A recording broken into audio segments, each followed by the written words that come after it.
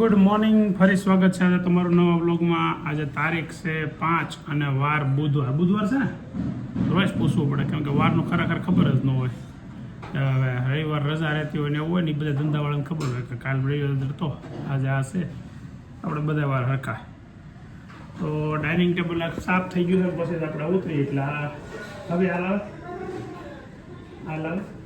Dining table સાફ થઈ ગયા પછી પાછું બગાડ્યું.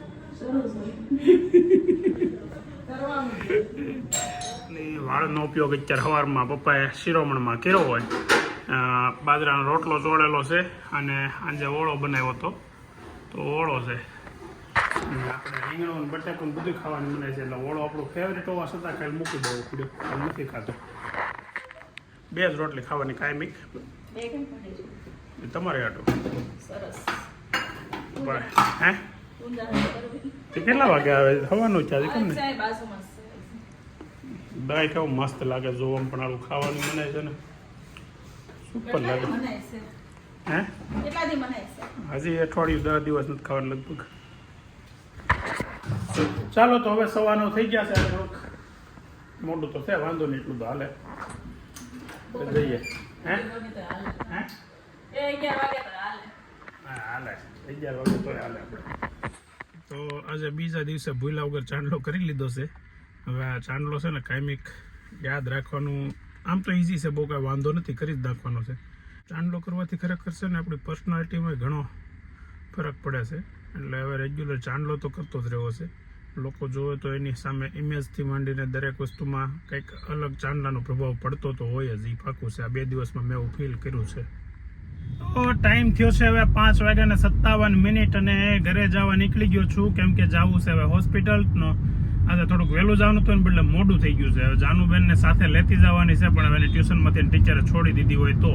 હવે દવાખાને જવા ઘરેથી નીકળ્યા ને કે આ બેન આ પાછળ બેઠા ને, એ બેન છે ને રસ્તામાં ભેગા થઈ ગયા ભૂલમાં, એટલે વાહે તો પછી થાય જ, એમાં તેનો નિયમ જ છે એનો. એટલે જાનુબેન આજ દવાખાને હારે આવ્યા છે. આ ડોક્ટરને કેવું છે ને આવા સોળી દે, આખી આવ ભૂખ લાગે ને એમ સોળ દે, ગળું સોળાવી લેવું છે એનું કરવું છે ને. અડધી રોટલી માંડ ખવાય ને, મને રોટલી એને ખવાતી નથી. અડધી રોટલી ખાય ને કે તો કોને ખબર કેમ પેટ ભરાઈ જાય.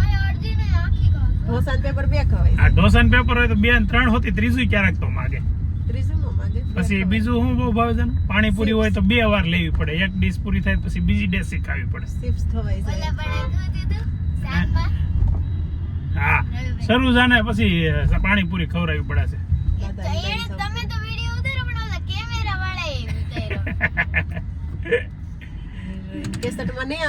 દવાખાનેથી પાછા આવી ગયા છે ને, હવે જઈએ છે ઘરે. ટાઈમ થઈ ગયો છે 9:44, એટલે 9:45 થઈ ગયા. હજી જમવાનું બાકી છે ને ભૂખા જાનુબેન તો મરાઈ ગયા.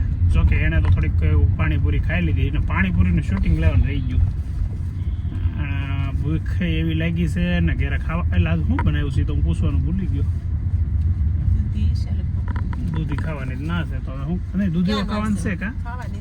હા, દૂધી ખાવાની છૂટી છે તો સારું. લ્યો દૂધીમાં આગળ ચોળીને ભાખરી દાબી લઈએ આપણે. કહેતો હવે આગળ રસ્તામાં મને કહેતો તું કહેતો એમ નહીં, પરાયણે મોકલો તો કે ખાધો આનંદ નૈતિક હું નહીં પેલા હું એમને એને શું કીધું ખબર છે?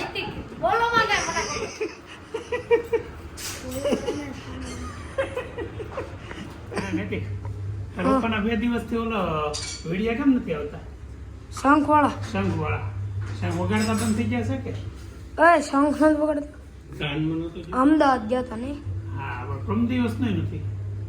શૂટિંગ ઉતારવા વાળા છે ને, કંઈક શૂટિંગ ઉતાર લઈ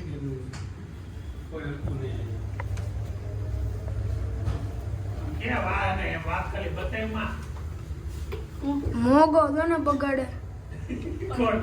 હા જો ને બગાડે અમુક માણસ મોટું રાખવાનું હોય, ડાયરેક્ટ વર્તાઈ જાય માધુપુર.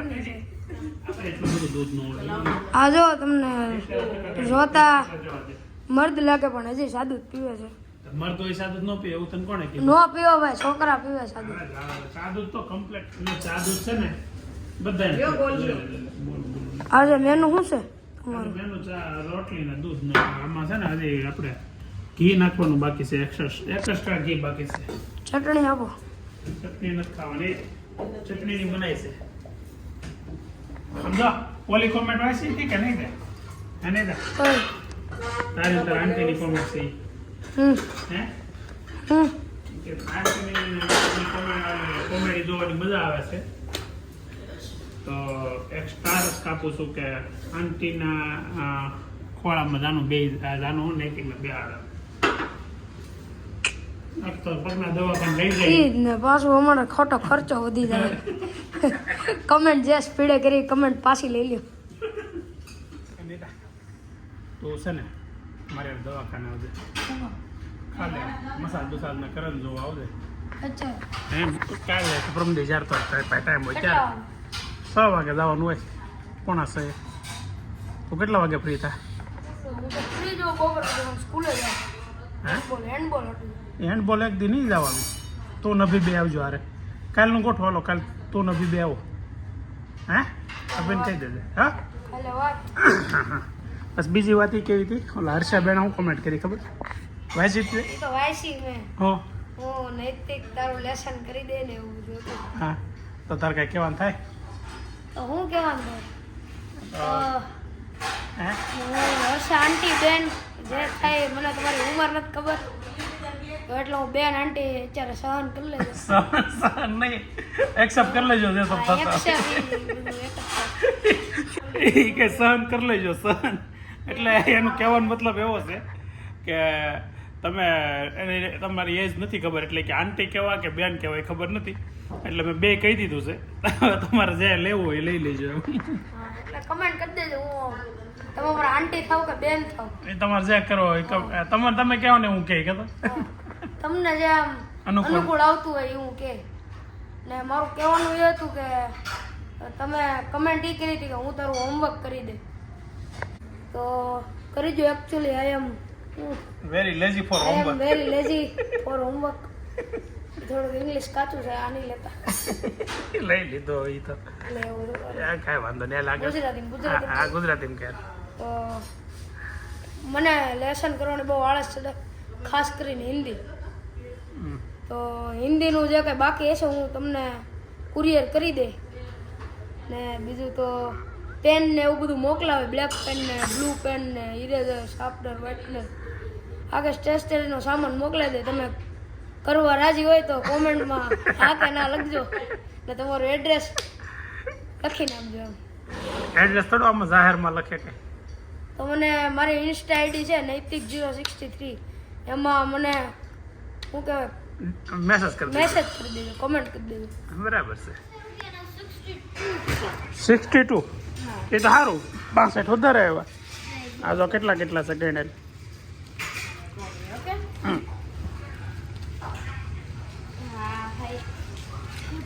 પણ ગણતા આવડશે પેલા? આમ સીધું મૂકી દે.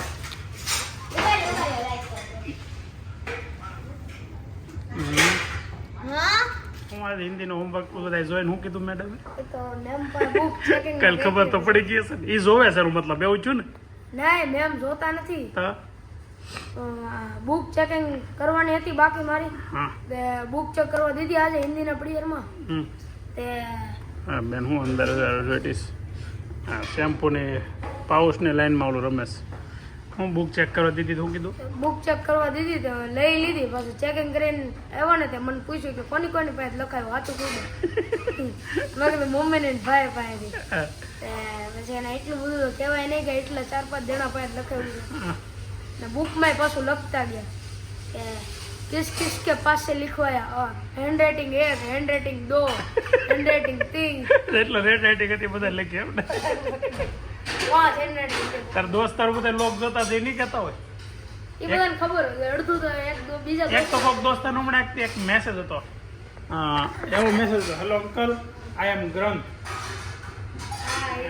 નૈતિક ફ્રેન્ડ, એવો હતો મેસેજ.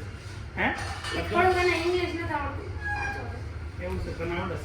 આખું આવડે? મને આવડે છે પણ એનાથી તો વધારે એટલો કોન્ફિડન્સ. એટલે ક્યાં 49 ક્યાં પહેલેથી કેલ્ક્યુલેશન કરતો આખું? હા ઝડપથી કરે હાલ કર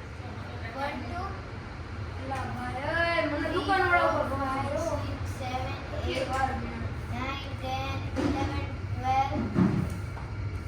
જો અર્ધે હું છે વિધાતા દીકરી ઘડીને વળી જોઈ વારે વારે હસું થાય એનું મુખ એટલે જાનું આ તમારી વિધાતા દીકરી આમ જો તમે જો પાછળ જો આ શું કરે આ શું નીકળી કરે શેમ્પુ ના પાઉસ ના પહેરે છે. અરે બાપા અડધી કલાકની ગણતરી હે?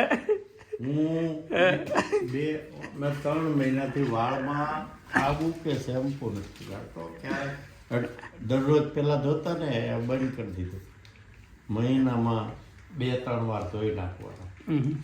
એ દીદી હવે મૂક ને બેટા જા મૂકી દે હાલો એ લેખનમાં અંદર એવું લખ્યું ખિસ્સામાંથી એક મોબાઈલ ચોરાઈ જાય ને એ ઘટનાને વર્ષો સુધી આપણે યાદ રાખીએ છીએ, પરંતુ દીકરી જેવી દીકરી એની સાસરીમાં પાણીમાં સાકર જેમ ભળીને ખોવાઈ જાય છે એ ઘટનાને કોઈ યાદ રાખતું નથી. દીકરી બહાર વહી ગઈ વાંચવા તમે એને આટલું વાંચતા હતા. હું મેજિક બતાવે છે હવે રેડિયમ એ તો બાકી કામ પૂરો ભાઈ શરૂ કરો. આમ નાના હતા તે રેડિયમથી જ રમતા નથી બીજા કઈ રમકડાય નહોતા. અલા તમારી થોડી વાત થાય તમે તાપી વટી સ્કૂલે જતા રૂમમાં ભાઈ જો લાય પણ બોડી બિલ્ડર લાઈક હતું અડધું સ્વેટર ખુલ્લો ને સુપર લાગે હો. લાવો ડાયલા અને હોમવર્ક તો ચાલુ છે જ એની સાથે સાથે મ્યુઝિક પણ ચાલુ છે ફોનમાં. આ સિસ્ટમ જોરદાર છે એના રાઇટિંગ જુઓ